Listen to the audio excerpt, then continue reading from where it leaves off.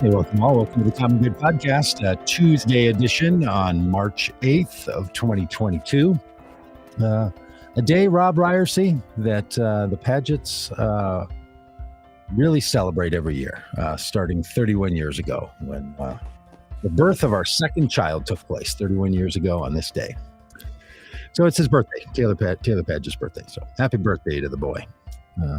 Fantastic. Happy birthday, Taylor. That's great. Sunny outside and beautiful on a birthday. He lives in New York. But anyway, beautiful in the place where he was born. So I'm in Minneapolis. Rob, how are things in Fayetteville, Arkansas? Things are good. We're feels like spring is fighting to arrive. We are in a little bit of a cold snap right now, and but things are good.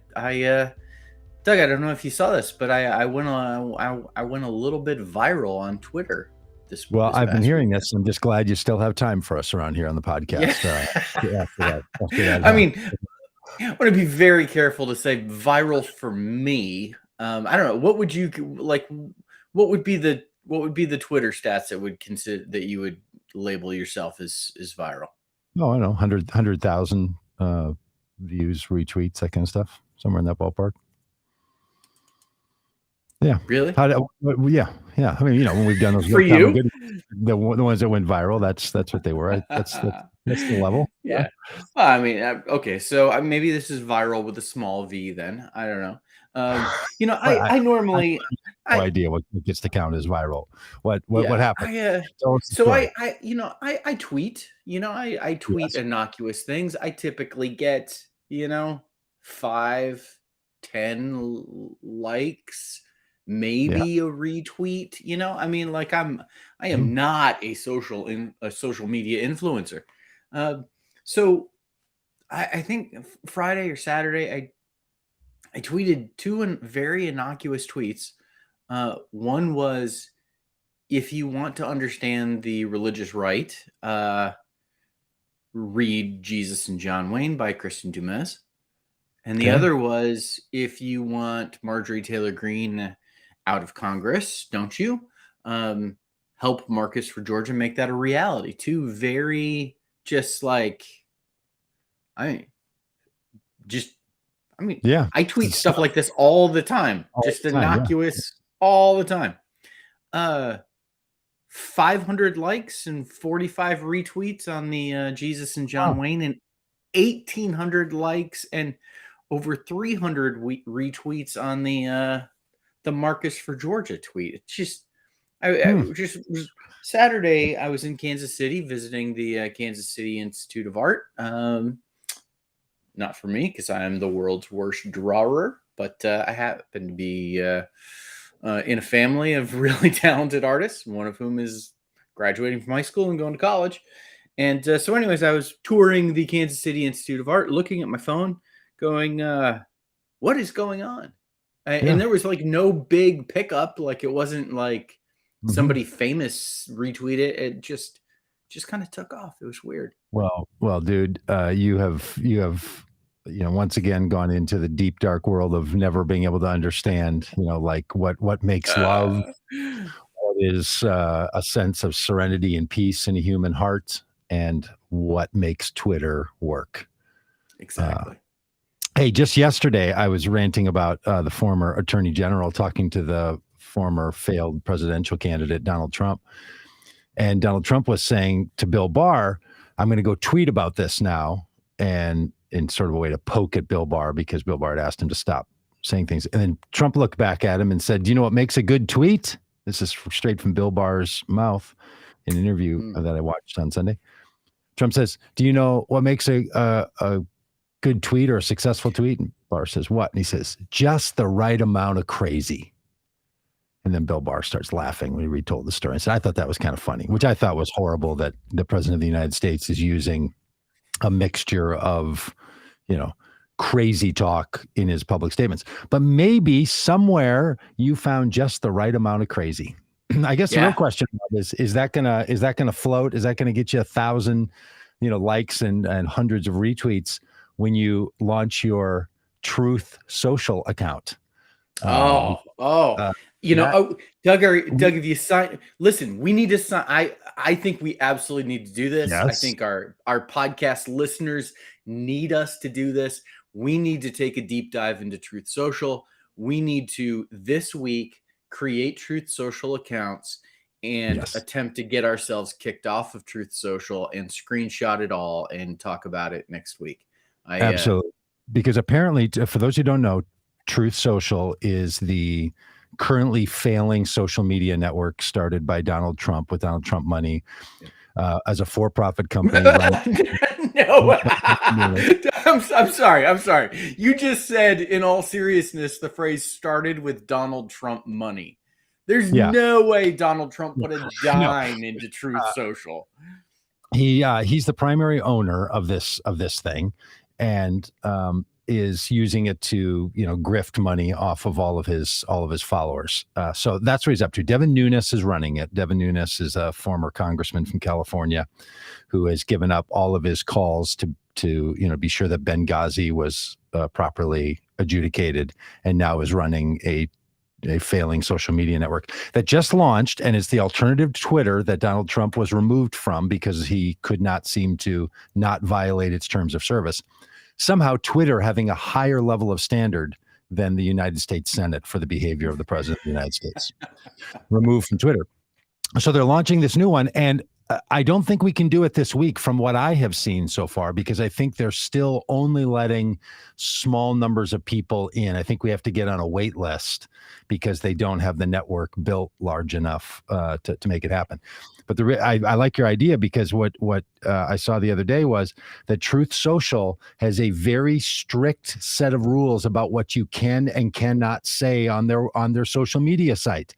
Funny enough, Trump starts it all because he felt like he was canceled for writing violent things and things that violated the terms of service around public health, and thought that was so horrible that he could be removed from that. But then the very network that he's using to make a bunch of money off of his followers has its own set of rules about what you can and cannot write about. And what's primary in that list is you can't say negative things about the social network or the people involved with it, which includes Donald Trump. So it's in a protect my ego state. So I think, we should hurry, because it could be like a Trump University degree. It could be like a Trump steak. It could be like a Trump casino. We got to get into Trump's. It could be like a Trump re-election campaign. We've got to get in early, because this thing is destined to fail, like all the other things of the Donald Trump ventures. And I'm not just being petty.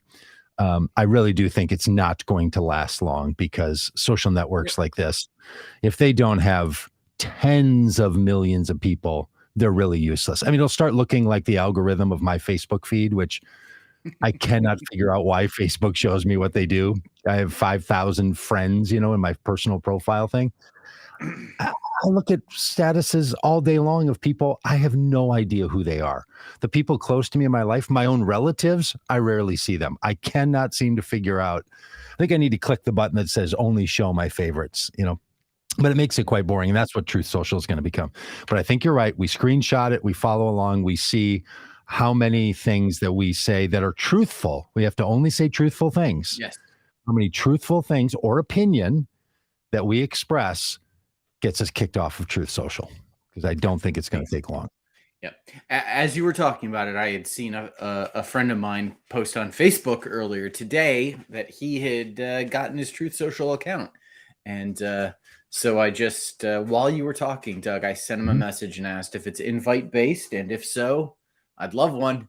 Because a lot of these are invite based. Once you get in, then they give you 5 or 6 invites. So you invite your friends, so you can build your network. So you have people that you already know on there, so you're more inclined to keep using it. I don't know if Truth Social uses that tried and true technique of building a quality network. Something tells me they might not. So. Yeah, something tells me that too. Hey, you know what that reminds me of is Clubhouse. Remember when Clubhouse launched, and it was one of those, you had to get an invite, and I was hunting for one of those. It has just gone. I don't know if you follow Clubhouse. I don't know if any of our listeners follow Clubhouse. We've talked about doing a podcast on Clubhouse, but I don't know if it's nowhere to be found. I wanted to be like all into Clubhouse, and I just couldn't do it. I mean, Yeah, I have an account, and I me too. occasionally see it mentioned a bit, here and there, but Twitter seemed to have launched like the rooms thing or whatever. I Never don't know what used one it's of those called. either. These are all the audio Yeah. networks. I think Twitter Yeah. has one, Facebook has one. Clubhouse is a standalone, had a bunch of money behind it. Like, as it turns out, as hard as we should be on Twitter and on Snapchat and on Instagram and certainly Facebook, it turns out it's really hard to create a social Mhm. network like that. Mhm. What it takes to operate that thing is of such a massive expense and expertise. Yep. People getting into, but what I was surprised about Truth Social is how many other social networks geared at the same Trumpy audience Yep. already Yep. exist. This Getter Mhm. and one other one that's got a couple 100,000 people on it that are part of it. It's really something how many of these alternatives have popped up. And as hard as we are on the incompetency of the Trump administration and many of the people around him, the followers sure are ambitious. They really do know how to organize stuff, and they know how to raise money, and they know how to get their voices out there. It's really quite stunning. So they're making a run at it. I don't think it's going to be successful, and I hope in all the way that's true. All right, Rob. Well, we got a little bit of news to talk about today, and often Yeah. we have a candidate that's on. Well, we did have a candidate scheduled for today. I thought it was interesting that the candidate who's running for Congress that we're going to have on today had to tell us just at the start something has come up, and I can't make it today because she's a school teacher or works in a Mhm. school and has to fill Yep. in for somebody who had a personal emergency and couldn't show up. And it's just a reminder that when someone runs for Congress, when someone runs for the Mhm. Senate, really when someone runs for almost any position, um, they're doing it as an addition to whatever their job is. Yeah. Sometimes the job is to be an elected official in another capacity or the same capacity they're running for. It's just an awful lot of work. Nobody really has time for it. Like if you just said, well, I don't think I can do this helpful, good thing of public service. I can't do it because I just don't have the time. Who's got the time? Well, nobody has the time to do it. I mean, that's the whole Right. thing.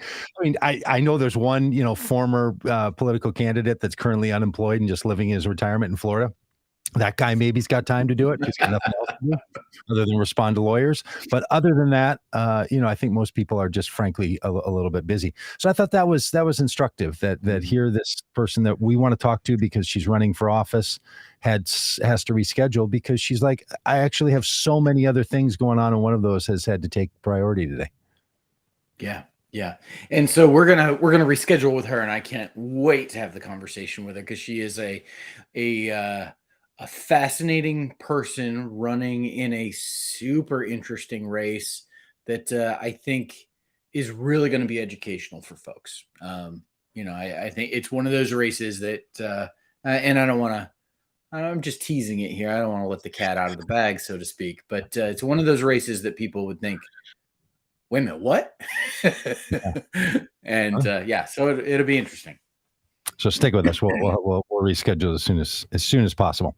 Hey, we haven't talked about the State of the Union. It feels like a Mhm. long time ago. I mean, it was now a week ago, and so much has happened in the world. So much has happened in Ukraine. So much has happened with your Twitter account and with my false positive COVID test. It's hard to remember back just a mere Yeah. 168 hours ago, just the hours before the State of the Union. Did you watch it? And what are your thoughts on the State of the Union? How do you think it Yeah. impacts the political environment Yeah. we find ourselves in? Yeah. So I said this last week when Dan and I were doing our State of the Union pregame that it's strange for me, but in so many instances, like State of the Union addresses, like conventions, so much of it is just political theater that is Mhm, like it feels to me like it's not uh it's all so choreographed that mhm. I just have very little interest in it. And I figure if anything happens that is noteworthy, um, I'll find out about it on Twitter and I'll catch the highlights. So and then coupled that with, I really thought Joe Biden has a lot of really great strengths. One of them is not giving a real rousing speech. He is not Barack Obama. He is not Ronald Reagan. And the thought of listening to him talk for an hour, I just was like, I really thought, 25 minutes in and out is what he should have done. And so no, the very long answer. No, I did not watch. I did. Enjoyed it. Top to bottom. Enjoyed the visual of seeing the vice president and the Speaker of the House sitting behind Joe Biden. I thought that was great. Was, like some people who watch those things, I was interested in when and who would stand at what particular moments. I think that's interesting because it's part a report to Congress from the executive branch. What it's designed to be is a report about what is the State of the Union. What I was disappointed in, and this has been true for me of every State of the Union I've watched as an adult, it just seems that format, the 1 hour long laundry list of things that you want to accomplish based on the things that you did accomplish previously, is just an ineffective communication tool. I am utterly shocked and surprised that that's the tack that it takes. Pointing to somebody that you've invited in the crowd who sort of is an anecdote to your, or an anecdote of the point that you want to make about some bill you want to pass or whatever, just seems not to motivate anybody. And I was thinking about the screenwriters that we know and the Hollywood TV producers and movie producers and writers that we know who are offering themselves on a regular basis to Democratic candidates to help them with messaging. Like, wouldn't it be great if a State of the Union was crafted like an hour-long epic tale, right? Not a list of things, but some drama built into it and a couple of good stories and a real a theme, like not from a group of political speechwriters, but from a group of storytellers. And at some point, some president is going to say, hey, we can tell stories in a really different way in this country, and we can name off all those things. There's a way to include all the laundry list, but we would keep people hooked. I thought it was clever that they started with and smart. They started with Ukraine for 15 minutes and talked about that. And I thought Biden made a bunch of points they wanted to make. The big structural change in the State of the Union that I noticed was, they always deliver a line, the State of the Union is strong, right? At some point they say that. Normally in the first 5 to 15 minutes. They waited on this one until the very end. It was part of the closing, right? So that was, I noticed that, like, oh, there's an innovation, that has come from the tweet writers. Way to move that line. And it just seems, man, there would be a way to tell the story that would be so intriguing. And I say the same thing to pastors and to communicators of any kind. There are more than one way to tell a story than the speech making act that you're doing with this format. And it just seems that's what should have and could have been done. And then you could create a short film to go with it, for crying out loud, right? You could then release the day afterward a 15 or 40 minute film of the State of the Union of America that you've been building for a year. I don't know. It just feels like we're going to give all this energy to it. Let's act like it actually really does matter. Yeah. So let me ask you this: watching in real time, when I came in to check out the State of the Union on Twitter, the discussion of the State of the Union was dominated by the actions of Marjorie Taylor Greene and Lauren Boebert. Watching in real time, did you have a sense that what they were doing, that their disruptions were such a big deal? Did the camera pan to them when they were chanting "Build the Wall"? Did you have any sense of Lauren Boebert interrupting the president as he was talking about military service members who had been killed and about to speak of his own son's death?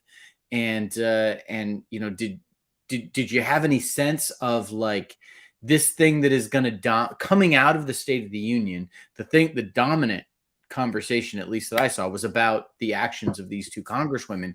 Did you have a sense in the moment? This is a little bit like the Janet Jackson, Justin Timberlake thing. Did you know in the moment that this was going to be a big deal, that this wardrobe malfunction was happening, or was it only later? Like, did you know that this big disruption was taking place, or did you find out about it later when you got on social media or saw the news reports? I did hear it when it happened and wondered I wonder what that outburst was and who that was. I could faintly hear a female voice, and it clearly was a disruptive shout.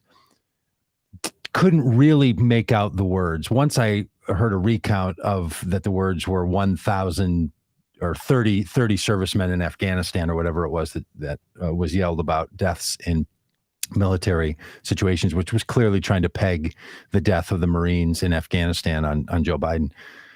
Then it made sense that that's what I heard. But no, it didn't seem to stop the speech. It didn't notice that Biden, paused or turned his head or limited what he was going to say or anything like that. There's so much applause and interruption that goes on there anyway. It didn't feel.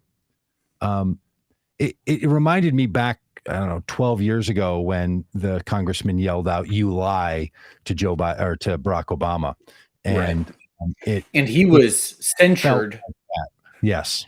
He was censured by Congress for that action, and roundly, condemned by everybody for, such a break in decorum. But I will say it was like watching a sporting event and you see something happen, say a football analogy, and you see a lineman hold a defensive, a lineman, and you're like, are the refs going to call that? Did you see that? Like, you knew something went wrong there. Mm-hmm. And then you're kind of wondering.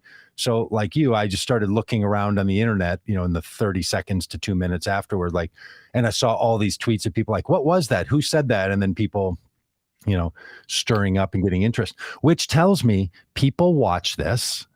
Yes. They listen very intently, and any disruption is noticed and responded to, which tells you have an active live audience. Build on that, right? Yes. Yes. And just finish this thought. Stop talking to the people in the room. Yes. Yes. Yes. To report to Congress, but there are millions of other people, and you are talking to the people in the room. Yeah. Yeah. Stop completely agree. And get over present. And this is true of every State of the Union. This isn't particularly Joe Biden. I thought his delivery was as good as it could be. It was great. I get nervous for him as someone who also had a stuttering tick in my life as a child and teenager, when I can feel his speech patterns start to create the stutter that he also lives with. I get all kinds of anxiety. So when I watch Joe Biden talk for long periods of time, I know some people are like, it's boring and I don't like him and he's an old man and whatever. I just have anxiety for anyone who's doing any public speaking when they hit a stutter patch. There we go. A stutter patch. And so my anxiety is always hanging on those kinds of moments much more than and then I was worried about the stuff he was going to say. I know there's a lot of pushback on defund police and some of the other arguments that I wish wouldn't be taken the way that they are and not responded to. Yeah. One of the really fascinating things, though, is that State of the Union addresses typically have very little political impact. Yeah.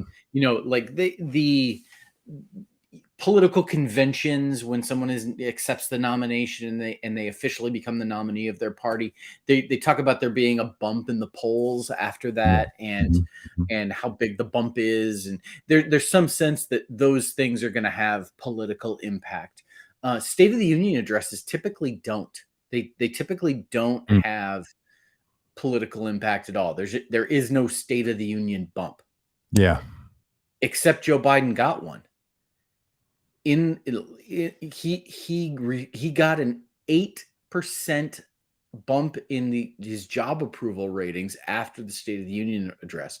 It was wildly well received. Something like 78% of people who watched the speech approved of it. and he saw an 8% bump in his job approval. It was a Interesting. really remarkable political impact for a speech that I would have guessed was going to be a nothing burger. And that they're confident on that polling that that's related to the Yeah. speech, not just to the other Yeah. things happening in Ukraine and so on? Yes. Wow. Yes. Well, okay. Maybe I should sit back and stop asking people to write, an epic tale that draws the American heart into a story of what our possible No, future no. could. Well, And just it might, imagine how big of you the might not bump get an could have 8% been if bump. it had been a good speech. Well, it was a good speech. I mean, Yeah. I thought it was a good speech.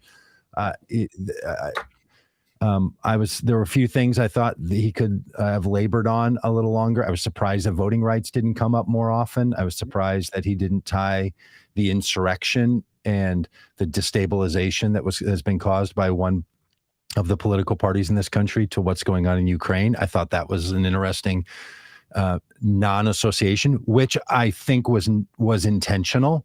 I think he did not want to politicize what's going on in Ukraine by contrasting it with and comparing it to what's happening in the United States. So I thought that was smart to not do it, but I was surprised that he didn't and didn't do it. So, yeah, the State of the Unions they also feel to me like they're part of the apparatus of political elitism.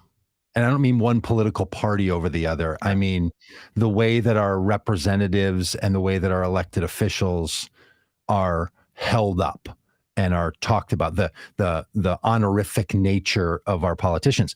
And as you and I know so well, working with so many of these politicians who are running for office, very few of them run for office because they want that. I mean, that's why I ran for office and didn't win. But most everybody else who runs, they're running for many other reasons. They don't really want to be sort of the honorable this and that and cherished in this way and kind of risen up. So they want to be in public service. And there's times where they talk about that, right? I'm here because I want to serve and I want to do this. I want to do this really well. Most of the people who are in Congress are earning less money and having less personal benefit to their life than the other things that they would be doing. Many of them, because if you've gotten to the point where you can win these seats or have won these seats, that opens up for you many personal benefit paths that you could take. So the State of the Unions and a lot of these other kinds of events, and they feel a little,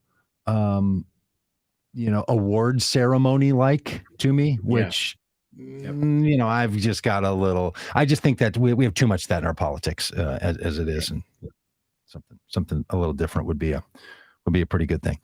Hey, what do you think about Biden? What do you think the impacts are going to be on Biden's announcement happening probably right now that the U.S. is going to limit Russian oil imports into the United States?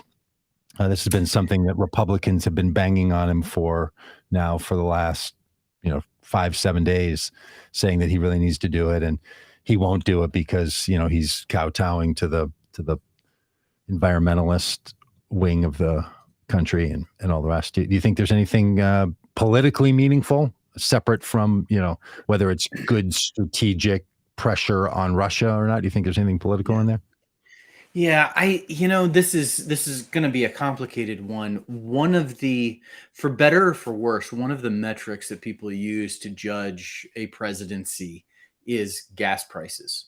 It's one of those things that people, if they're paying less at the tank, they have the sense of like, oh, okay, things are going well. And if they're paying more at the tank, they have the sense of like they're going badly. Whatever the cause is, whatever the reason is, whatever is happening to cause gas prices to fluctuate, that's one of those things that always tends to reflect on the president. And as gas prices rise, presidential approval ratings drop. So and I don't think those are I don't think it necessarily should be that way, but that's just the way it is. So limiting supply of gas, of oil coming from Russia, is going to limit supply, which is going to raise prices. And so, the real challenge that Biden has is, how do I do this thing that is the right thing? Good evening, everyone. Welcome to the fourth installment of You're in that right now. in our series, Yeah, Untitled Christian Yeah. Nationalism, a faithful response. What are you doing over there, Doug? I was trying to look up an article about oil prices, and I clicked on something that launched a video, and all of a sudden it started playing a video. That's awesome. Hey, if you ever want to watch a Christian response to the threat of Christian nationalism after January 6th, we have videos for that on our website and on our YouTube channel. That's what you were just now hearing. So yeah. So the right thing to do to limit Russian oil as a part of the sanctions against Russia, and to increase the pressure on them to stop their invasion of Ukraine. That's the right thing for the president to do. In doing the right thing, he runs the risk of hurting himself politically. And I think that's why Republicans were slamming him with that, as you said.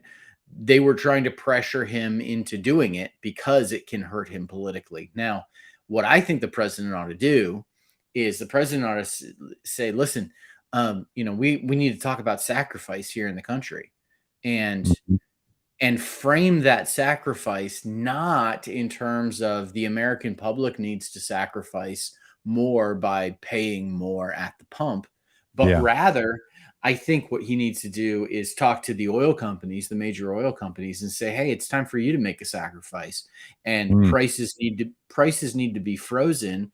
And until we get through this conflict, we need to do the right thing here, and not. And so I think what he ought to do is put a lot of pressure on these companies to freeze prices, and engender goodwill with the American public in the process, and not use the situation in the Ukraine to raise prices, which ultimately they'll do it because costs go up, but they'll also do it in a way that increase their profits. That's gonna happen. And so I think the president is doing something politically, morally right and politically risky. But I think he needs to couple it with a very serious call and a lot of pressure on American oil companies to freeze gas prices. Well, I think that's smart. I have another, maybe more provocative way forward for him on this, and that would be to compensate fuel buyers for the increased price that they're going to pay during this conflict. Now, so find the mechanism by which someone receives that on their taxes, or receives that in some kind of a stimulus payment that goes to people who have purchased gasoline. Maybe that's distributed through states. Maybe the money goes to states and gas prices are lowered at the state level. Every time a gallon of gas is purchased, it's written off, or it's reimbursed to the person. But the federal government says, hey, there is a thing we need to do right now that we recognize is going to impact fuel in your automobile and heating oil especially. And we're going to cover that during this brief period of time. I think that would be the most we get it. The thing that I now have come to believe is the American purchaser should not have to pay more money because oil companies or Russia are being greedy or doing whatever, or there's a global crisis at hand. Federal government has the money for this. We've sent $1 billion to Ukraine, and no one has said, how are we going to pay for it? How do we pay for it? No one, because they know how it works. It's not what you do when you make these decisions. And if you don't know what we're talking about, listen to our Fridays on economics, and you'll get there. So the government has the money. So I think when things like this happen, the government should be much more flexible and do something where people get something. Now, I can see why you wouldn't want to, because building that precedent, that means now the government is encouraging people to burn more oil And that works against where we should get to. But in the meantime, you could do that and then start having the conversation. We need to get off of fossil fuels as a commodity that is so deeply connected to your daily expenditures as a society. We're not going to move away from oil because it's base of plastics and it's the basis of so much material we produce and everything. But for a person buying refined oil for heating and for fueling their vehicle, that is something that, if the cause of increase truly is what's going to be happening for some global good, then that should be a cost written into the global good and not a cost written into your budget or my budget. So I think that's the direction that they ought to go. And they ought to say, hey, Congress, we challenge you to find a way to get this done. And Republicans, we want you to figure out how to get this done too. And, to make sure that this is going to work. And at the same time, then you can put limits on oil producers, United States-based oil producers that don't get to reap extraordinary profits off the top of that. You can cap their profits in a certain period of time. Like, really get after this thing seriously. So rather than saying gas, because I've said this, for 25 years and produced, graphs and memes and images on this, that the president has nothing to do with gas prices. Circumstances on the globe do. And sometimes those circumstances are weather, sometimes it's refineries, sometimes it's greed, sometimes it's access, sometimes it's just a fight between two countries. Lots of other things the president has little to do with. But the president can do some things to respond to that because we've allowed oil to be such a fluctuating commodity. Yeah. Having said that, in 2008, I was traveling around the country doing a tour, and we were driving in an RV, and gas prices had reached $4 a gallon.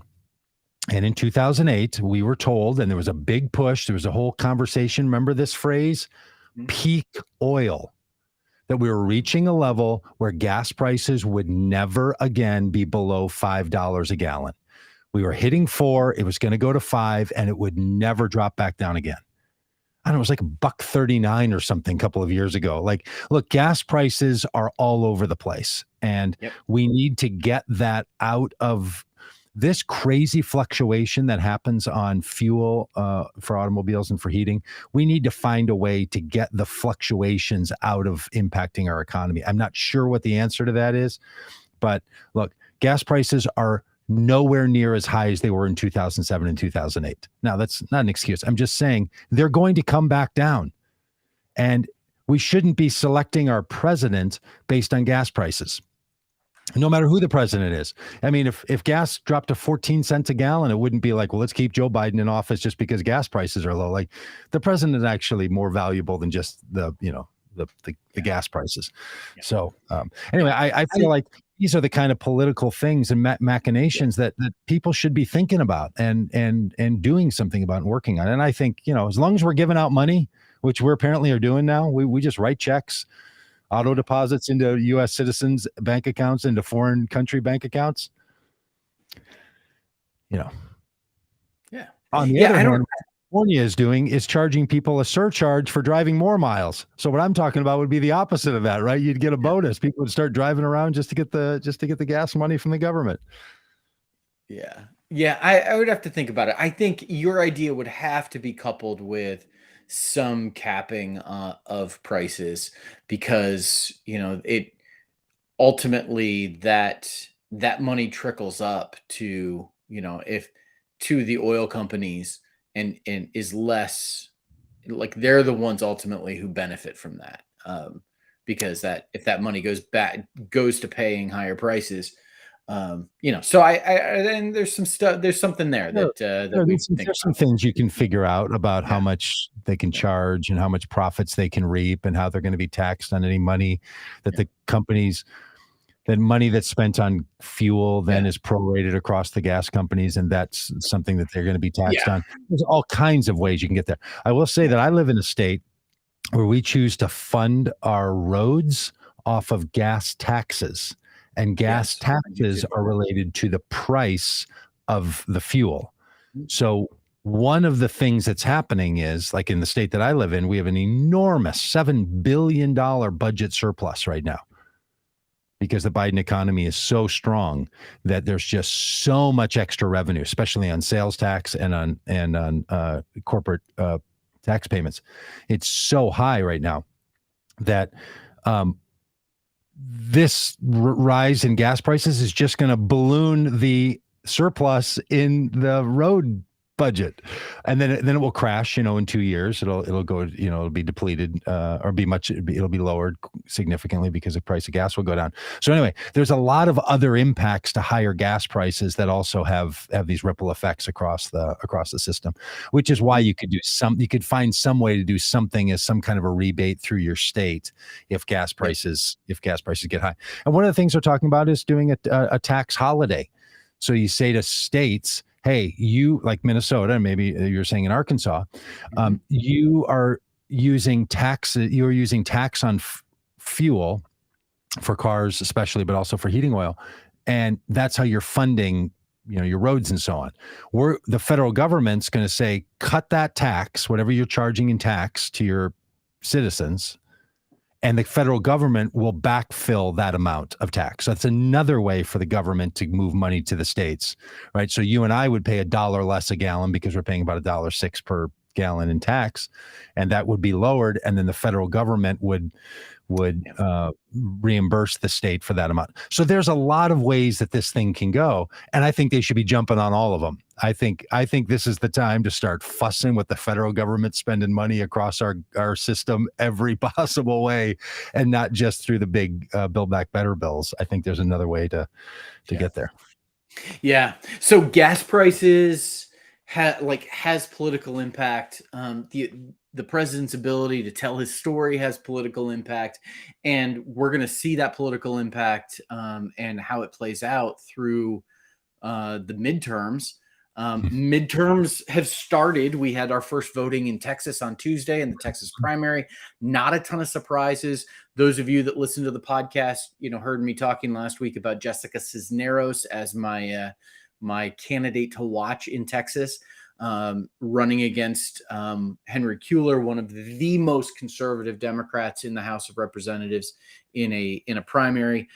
Jessica forced a runoff in Texas. If you don't get 50% of the vote in a multi-person, three or more candidates, if you don't get 50% of the vote, the top two candidates go to a runoff, and Jessica and Henry are now in a runoff. There's several runoffs happening across Texas as a result on both sides of the aisle as a result of that rule. But not a ton of surprises out of Texas. But I got to tell you, Doug, you have heard me express my angst about the midterms probably more than anybody other than my wife. You have heard me ask folks who have been guests on our show to talk me off the ledge. I remain terrified that for a variety of reasons that Republicans are going to take the House of Representatives and maybe even the Senate. And beyond that, it's not just that Republicans will take take Congress here in the midterms, but it's the type of Republicans that will. And what we see out of the Marjorie Taylor Greene and Lauren Boebert and Matt Gaetz wing of the party is going to be the party leadership. And is the mainstream media now catching up with me here on this hot take, Doug? It sure seems that way. There was a big article today that's about how the Freedom Caucus, which is what a lot of these folks you're referring to, how they refer to themselves. Freedom Caucus has more members than ever. This includes Marjorie Taylor Greene and Gosert and Matt Gaetz and Lauren Boebert and others. They are more people than before the 2020 election. They gained 11 seats. They're going to try to gain more in this one. And McCarthy, who is the current minority lead in the House of Representatives, is very sympathetic to them, gives them what they want, because he knows he can't become the Speaker of the House if Republicans do, by some fluke of nature, ever regain the majority. He knows he can't become Speaker without them. So here we go. they are now being treated as legitimate. And these are people that, have spoken at white nationalist groups. These are the people that yell out during the State of the Union. These are people that side with Putin. I mean, it's the Trumpist plus crowd, and they are serious as they can be, and they're growing in popularity. And it's just stunning to me that there's more of these people around now than there were a year ago, and 2 years ago, and 3 years ago. Just unbelievable to me. Yeah. Yeah. And, what it shows is that, elections matter. We we started by talking about this little, this viral tweet of mine that I guess is not viral at all compared to, what Doug considers viral, but, it was about how we gotta defeat Marjorie Taylor Greene, and it's like elections matter. Like who we vote for matters. And it's amazing to me that, who represents us in Congress is as equally as important as who the president is. Yeah. Mm-hmm. But midterm elections get so little attention. The resources, and this historically, this is changing a bit because there's organizations that are working to change this. But historically, you have this sense that your congressional elections is an afterthought, and you don't have any sense. And so Congress has, I think right now it's something like 18% approval rate and a 91% reelection rate. Wow. And it's just, we've got to pay better attention. We've got to be more engaged, because we see the dire consequences of what happens when we end up with people like Marjorie Taylor Greene, God forbid, running the show in Congress. How terrifying would that be?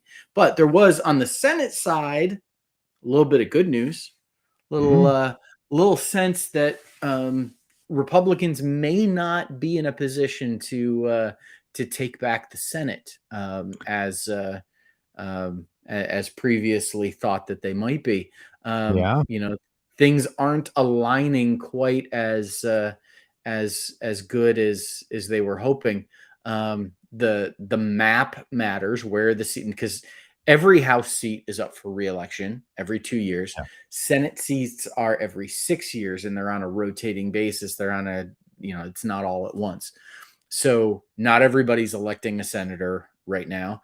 And there's a number of seats, and where those seats matter. And there are races where Republicans have not been able to recruit people that they think would have broad support, popular in their states, including a number of governors who've declined to run for Senate.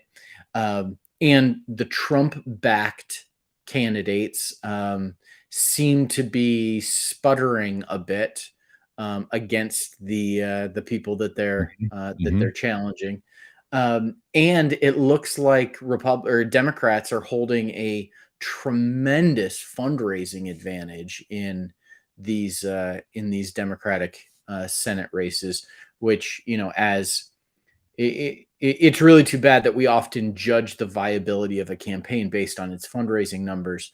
And that is one metric. It's an important metric. It's not the only metric, but it is a metric that's important.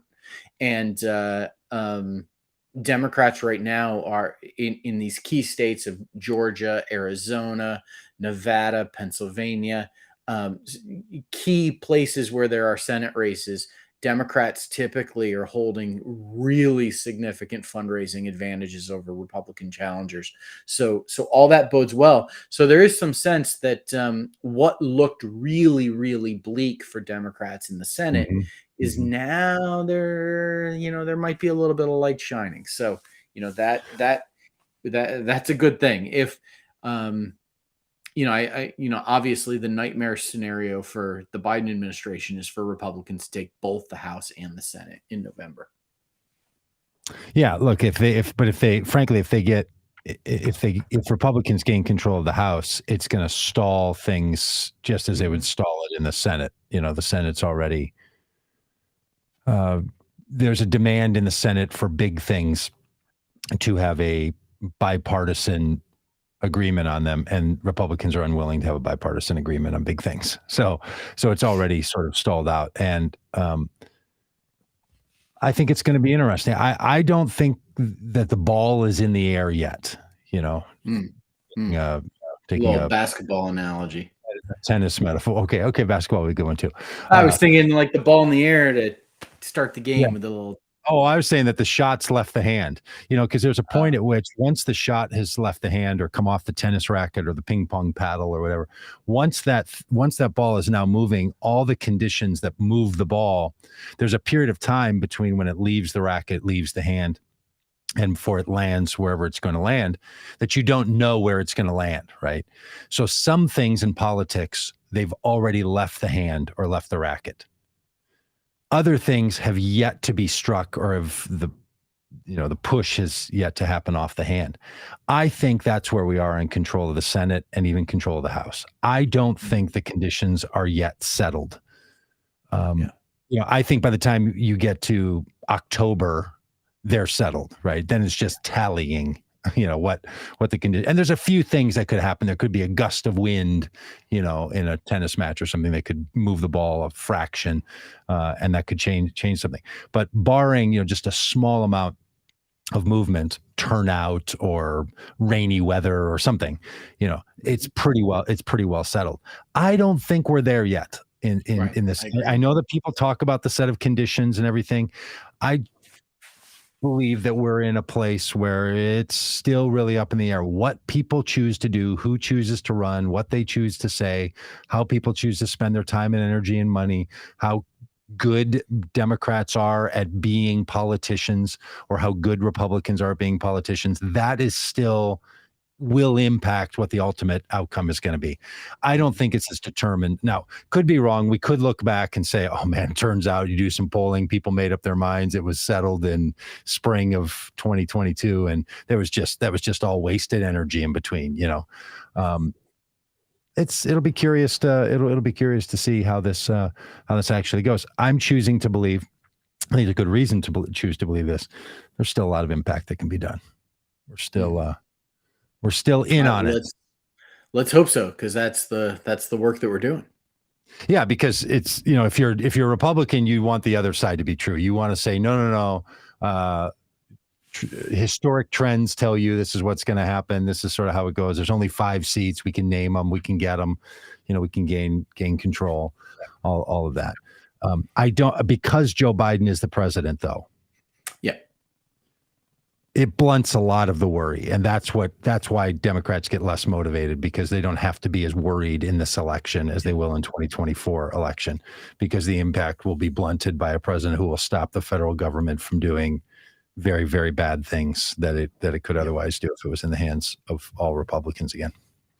Which I was listening to this, I mentioned it yesterday to Dan, listening to this podcast called Slow Burn. Do you know this podcast? It tells long version stories of historic events. The first season was about a Nixon storyline where a woman was actually kidnapped and kept away in a hotel and everything. The second season is about Monica Lewinsky and the whole Lewinsky affair. And that takes you then back into 1991 campaign and 1992 and Paula Jones and Vince Foster, the whole dealio. And it's easy to think that politics, can have a 10 and 20 year kind of impact. Boy, it really has a 1, 2, 3, 4 year life cycle. Yes. It went from Clinton being in total disaster in 94 to then winning re-election in 96 and then getting impeached and it's over, and then being more popular when he leaves, and within 517 votes of Al Gore becoming the president. Like so many. And just remembering, that Richard Nixon was impeached and the Republican Party was in total collapse in 1994, and 6 years later, Ronald Reagan wins the first of 2 terms and becomes an immensely popular president. Like, political damage to parties just doesn't exist. It doesn't happen. And any of us who believe that even the most atrocious president in Republican history Just it's undamageable. It just is, it's throwing rocks at a mountain. It makes a little ding and a little dust, but that's about it. So that's not how political change happens. It's actually, but a lot of political change does happen. So it doesn't happen by imploding or by disastrous politicking. It happens through a lot of other means, which is what hopefully we're up to in the work that we're doing. Absolutely. What do you say? Is that good for today? I just want to give everybody an update. I have on your Twitter account, I have created my Truth Social account. I am. So here's the message I have. Did you receive an invite to do this, or did you just? No, I just downloaded the app and went for it. Your account has been created successfully. Thank you for joining. Due to massive demand, we have placed you on our wait list. We love you, and you're not just another number to us, but your wait list number is below. Would you like to guess what my wait list number is, Doug? 417,311. How about you, producer Dan? Do you have a guess at what my wait list number is? 33. My wait list number is 1,161,599. Oh, Schenker. They don't have a million people on there. They're lie. They lie. You lie. That's what I want to yell. You lie. You lie. A million people. Look, if they have a million people on their wait list, good for you. And why are you keeping a million people? Yeah, you clearly have horrible infrastructure built if you have a million people on a wait list. Yeah, and that they don't have a date by which they've said, hey, you sign up now, and then we launch this thing from beta to full, which might be what they're doing.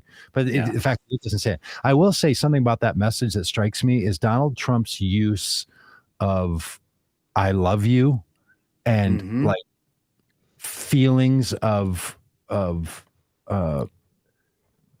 care and affection, validation. Yeah. Which, come on. I mean, should we talk to his wife and kids about if that's actually a thing that he does in human relationships? Yeah. No, it doesn't.